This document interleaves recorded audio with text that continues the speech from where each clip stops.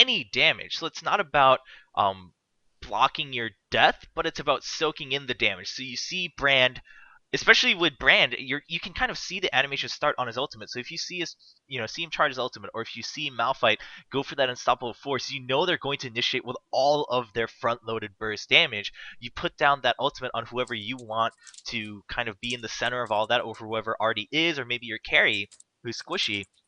They suddenly soak in like a K or 2K damage without taking any of it, and that's much better than you being left at 100 health and you blocking it for a couple more seconds of auto attacks, which would total maximum 100 damage because you would have died anyway.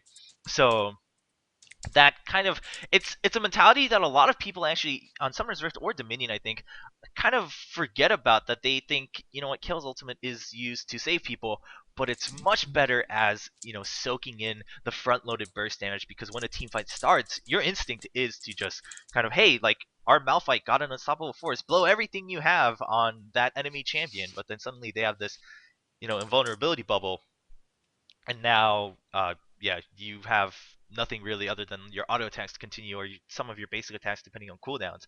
So that is something to keep a note of. We'll see if a Parkhurst is able to do that. We do see that there have been a couple trades going down. Talon was picked up. I thought it was going to be Fizz. A switch up there at the end.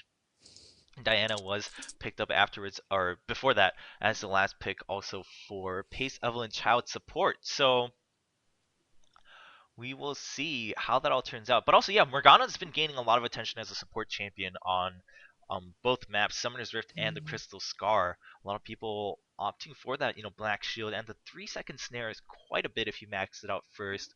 And then, of course, her Soul Shackles ultimate does some good AoE, crowd control, and damage. She has some good base values, not the highest, but fairly good. And then Black Shield, as you mentioned, very, very good support skill. And seeing Diana, which was the last champion picked up, Diana, we've been seeing a lot of bottom lane of her. If you check out Necrogen's stream, he plays Diana bottom lane sometimes. He does in tournaments too. And Infeed also plays some Diana as well. And it looks like I wouldn't be surprised if we saw that this game here. Trevor Kopp, I agree with you. It's a little spooky. Diana's got some good range. I don't know what makes her so good bottom lane. I haven't paid too much attention to her. She's still relatively new, so I don't have all of the data in on her. But she's got good range. She runs bottom lane a lot. She's teleporty and, Moon Tiara magic or whatever. So it's pretty good. I see a comment about the new Lux avatar. It's a The little whole spooky. discussion of the whole discussion of the actual art aside, just the fact that the icon makes her look nearly bald is a little bit disorienting. Whoa, whoa, whoa. It's really. Oh dear. Hey, I want to say happy birthday to Trevor Kopp. That's the Feedski's brother. The Feedski is the guy who runs Dominate Dominion, and Trevor Kopp and I cast the very first ever Dominate Dominion tournament back in December of last year. Trevor Kopp is like, ye old school. Happy birthday, dude. That is so awesome. Pretty cool. Happy birthday to Trevor Kopp. Everyone wish him a nice happy birthday, and we will be jumping right into the semifinals here for Dominate Dominion number 24.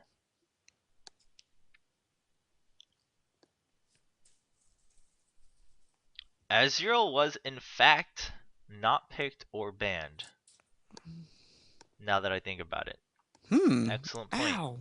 Excellent point, Favix.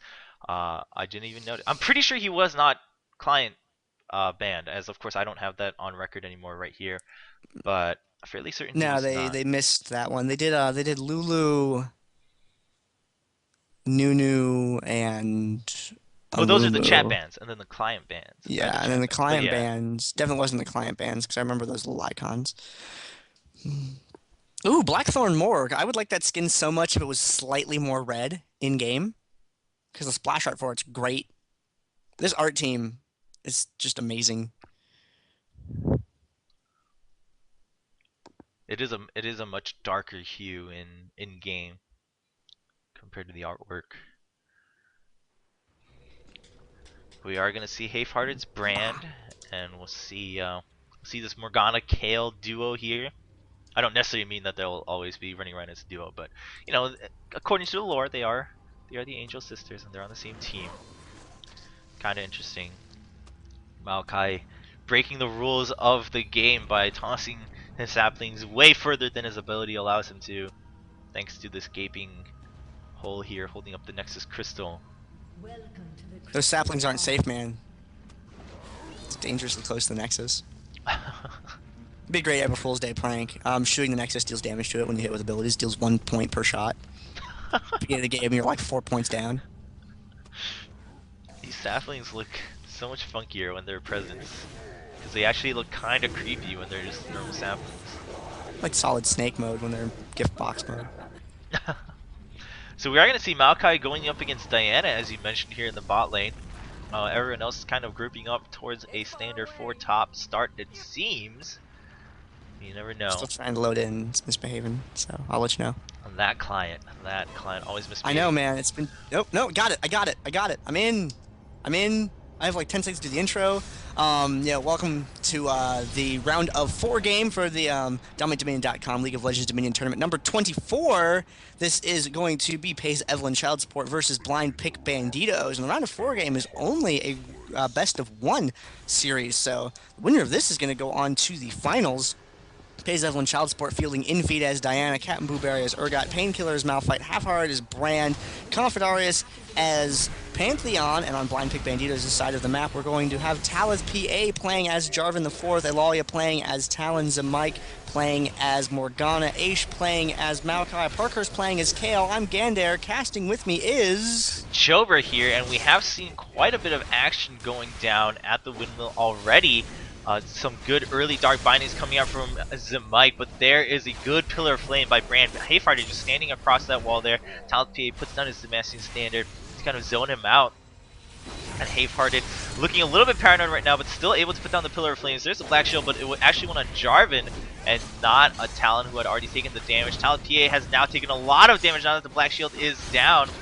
Blueberry and Painkiller relentless with their damage, and we see Eulalia jumping right onto Confiteers. Confiteers gets instantly melted, but that leaves Talent PA at very, very low health. Parker is now trying to zone him out. There's the exhaust. Eulalia now stuck onto Painkiller, but there is Blueberry and Hayfarter coming in from the side. Mike is now separated from the rest of the team. There is the Black Shield helping out just a little bit.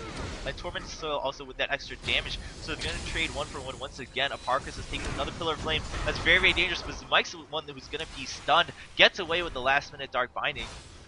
But Commentary is now sitting at good health, should be able to capture this windmill. Did get stopped because of that Tormented Soil, but Talon PA trying to jump over with that standard combo with the Dragon Strike, trying to escape, will escape just in time. Black Shield, of course, would not have blocked that damage anyway. Only blocks magic damage. Eulalia dodging the fireball with the jump silence, but still gets taken down by Hayfarted.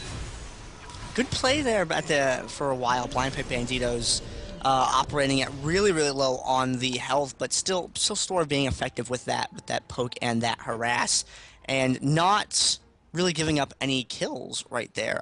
Just Eulalia with 2 deaths and everyone else with 0, so they must know something she doesn't. Both those teams now making a little bit of a recall trip and turning around. Halfheart going for that Storm Shield in the middle, so Mike does not want him to have that option to throw the Tormented Soil down, because you don't want to waste your Dark Binding on something like that. You just need to interrupt them. So you throw down the Tormented Soil. It's a little bit of a dot too, so it has that extended duration that it'll be there, rather than Dark Binding, which only happens once, and has travel time, whereas Tormented Soil doesn't. So it's better to throw that down if you're trying to interrupt. And hitting Painkiller with the Dark Binding over there. So Mike throwing that around and going in for Captain Blueberry. Eulalia jumps in, but has to stealth back out away from there. Talith PA now getting saved by Kale there for just a couple of moments, buying him a little bit of extra DPS time there. And Zemike getting chipped away. Parker's doesn't really have that much health left over, and looks like PECS Evelyn Child Support is going to successfully defend that push up at the top end of the map. Very, very well defended. You know, we did see the Soul Shackles doing some good damage, and Talent PA being able to put out some free damage afterwards, but it wasn't nearly enough. As Mike was forced to retreat afterwards, we do see Talent PA jumping and takes the health relic. snipes it out from under Blueberry, now putting out some damage, but Painkiller comes in with the attack speed slow, and now putting out some extra damage. Can Blueberry survive? No. Now Painkiller is alone as Parker's comes out, but here is the Mandrock coming in from Pantheon, and Commentaries completely cuts off the escape from Talipia and Parkers. Talipia will still get away with his combo, but Parkers is left all alone, gets stunned by Hayfart and gets taken down by Painkiller. They are able to save that tower. Fortunately for them, Confidar is coming down and not getting as many creep kills as I thought out of that. I expect that to be a full-on withdrawal from the minion bank, but looks like not. Zemike pushing this lane up. Here's you got the Tormented Soil throwing down some auto attacks here and there, and just kind of edging that lane forward a little bit. Though we see Ilalia's Talon moving around down towards the lower end of the map, looking for infeed right there, catches with the silence and the rake. And Talith PA throwing that standard down, dashing on in there, going to take care of Diana, and they're going to go for the point, but Painkiller's Malphite is coming around from the top, and Cotton Blueberry's Urgot is there as well. Not going for the pincer move, though. Blueberry decides to turn around and follow up Painkiller. Talith PA through the wall with that J4 dash right there, and Ilalia stealthing on out of the way there. Both of them moving up towards the health relic, assuming she was going to go that way, but not. She just ran straight back towards the tower. Meanwhile, top lane Commentary's stun gets denied by the Black Shield from Zemike. Zemike trying to land a Dark Binding onto Hayfart. It barely misses right at the tip of that edge. And Zemike right now doesn't have too many damage items, but as I mentioned, early level still has some good base stats on her abilities, so is going to be able to damage quite well. Ilalia actually jumps right in onto Hayfart with the Thines, but there is the...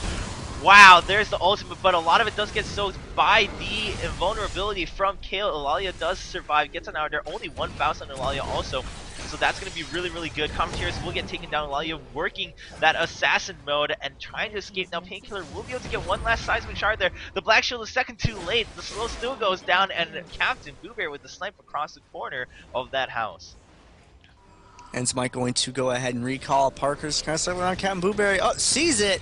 Misses, takes a couple shots for Parkhurst, but isn't able to land them. And Kale ults they've been spot on. They've been on the right targets, they've been at the right times, but they really haven't made too significant of a difference in engagement so far. The first one landed just nice, perfect, right on Talith PA, right on the person it needed to be on, but just didn't buy them enough time. And then we had the second one that go by just now, and we'll see how that changes later on in the game as Blind Pick Banditos' damage increases. Hextech Sweeper scouting out in the bushes a little bit there, that getting fired off from Half-Hearted's Brand. Checking the other one with the Pillar of Flame. Zemike hanging around over by that speed shred. Parker's flying around through the air. Zemike pokes his head out and gets caught right there. Gets hit with a seismic shard, but it is okay. A combination of Reckoning and Dark Binding. You're going to lock down Painkiller for a moment and buy them the time they need to escape. But good game sense right there by Half-Hearted, throwing a Pillar of the Flame through the map in order to tag Zemike with it. Nice shot right there. And Zemike giving it a little back to Confidaris as well, with a little between the wall shooting. Meanwhile, bottom lane, Talith PA makes an escape with that Damascus Standard Dragon Strike combo to escape over the wall. Meanwhile, Commentaries gets a double kill onto Kale and Talon. Now Zemike, the only one left here, is forced to use that Garrison.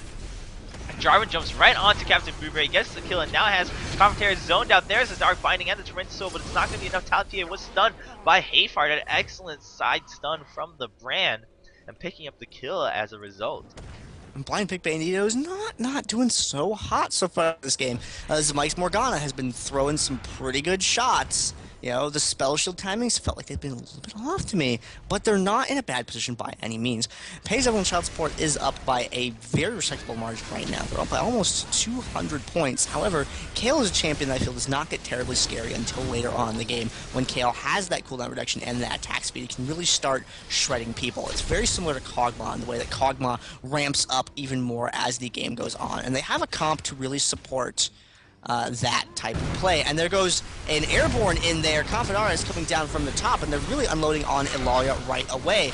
Confidaris hanging out in the back with the fight and chipping away at everyone. Talon able to pick up the double kill, actually. Ilalia being able to secure those. And you saw that right there. Parker is just hanging out in the back of the fight, uses that Righteous Fury, is able to stand back, deliver that damage into the engagement. Talith PA up here at the top now, pushing up against PECS on the point, but Brand Half-Hard standing just outside outside the fog of war, waiting for a good opportunity to go into the fight, and decides to unload some damage on Talos. PA drops a stun off on him and then starts retreating back onto the point. He wants him to get closer so that he can throw out that pyroclasm, but he wants to make sure to not hit it on the wrong target, because if he throws that pyroclasm on a target that is spell shield, things will end very awkwardly. A Parkhurst there, get there, see exactly that, that right there. The Black Shield getting thrown down on there was not able enough to save Kale, unfortunately, but that's the time that you're going to be looking for this game, is Morg being able to use that Black Shield to help mitigate Brand's damage. Yeah, you know, both the Spell Shield and Kale's ultimate have both still been a little bit on the reactive side. They haven't really been used proactively. It's more so when they see the damage starting to come in, they use it, and that results in, you know, half a second too late on that. Of course, that last fight, it was spot on, but as you mentioned, it just wasn't enough. Urgot putting out that physical damage, chunking away at Kale's health. Black Shield, once again, only blocks magic damage. But we'll see if Kale or Morgana are able to put out some great shields, you know, proactively as their team initiates. Right now, Blind Peak Bandito have always been kind of on the defensive edge. They are the ones pressuring, but as soon as the enemy shows up, they take control of the fight. And PECS kind of runs the whole show, and BPB is forced to just react, run around, kite, and just get the kills they can before moving out. If they can change that around, if they can be the aggressive ones in the fight, if they can take control, we might see some better shields coming out from both champions, allowing them to soak in a lot more damage. Commentaries hiding out, catches Talos PA as we see Mike retreating. There's the Black Shield, but it's going to be a little bit too late. The stun has already been used, so there's nothing to block from Commentaries right now. Painkiller, meanwhile, jumps in with the Assault Force. They did see the Black Shield had been used. A great Dark Binding is going to stop the advancement for now, but there is a Soul Shackles going in, and Kale's ultimate a little bit preemptive. It is still going to block a little bit of that Pyroclasm alongside the Black Shield, but look at that. Commentator is doing work. He is left alone. The Dark Binding landed on Captain Blueberry, allowing Commentaries to still run around doing so much damage with Half-Hearted. Neither of them have really been touched. Commentaries jumps onto Lalia once again. There's the Pillar of Flame, and that's going to be a finish with the ace by Half-Hearted, catching the Lalia as Talon was trying to retreat around the tower. Lalia with the revive, coming back up to the point there, but having to retreat back immediately. Cannot very effectively 1v4. And I really like, it's not performing very well in this game, but I really like this concept that they have of, there we go, with the spell shield on Lalia there, buying her that extra time, almost enabling her to retreat from that. I really like this idea of the Kale ultimate and the Black Shield. If they used as a zoning method, putting it on someone, having them run up to the enemy team, basically daring that person to throw down that stun or throw down that damage when they know they won't be able to do it, and using those extra seconds from the Black Shield and from Kale's intervention to buy them a couple seconds of setup time in a fight in order to get the people that they need to get into a specific position to that position. Yeah, you kind of want to use it as just a super bold move, have someone run in just completely crazy, and then put the shield on them so that the enemy team just reacts to that advancement, and there's a great Unstoppable Force coming in, not giving any time for Kale or Morgana to react with that shield. So much damage goes down before either shield is popped. Both of them actually went out to Morgana, a little bit of a waste, stacking both shields at the same time, and even with that, Zemike has taken so much damage, forced to retreat. What a great catch by Painkiller and the rest of PECS. Yeah, that's the downside to traveling in a group. Traveling in a group is usually the way that you want to play. Although maybe take a couple of steps to the left or right when you have to deal with an enemy Malphite, because that Airborne does hit an AoE. It is a very tight AoE, however, and we saw it was just the perfect storm of positioning there for them to be able to bop that entire team up into the air. Confederatus, unfortunately, getting taken down over at the drill as Blind Peak fights to get their point back. And the other thing right now, not working out for Blind Peak Banditos right now, is that PECS has so many abilities to bait out those shields. They have the Seismic Shard and a lot of these slows, consistent slows that can bait out the Black Shield. They have the stun from Commentaries to bait it out. And then once the Black Shield is out, they don't really have to worry about Kale's ultimate. It's only a single target. They can go in and initiate with that AoE. So they have a lot of ways to bait out those defensive abilities, making BPB act reactively. And the points are being ticked down at 446 to 3, 2, 1, and 0. PECS is going to take this victory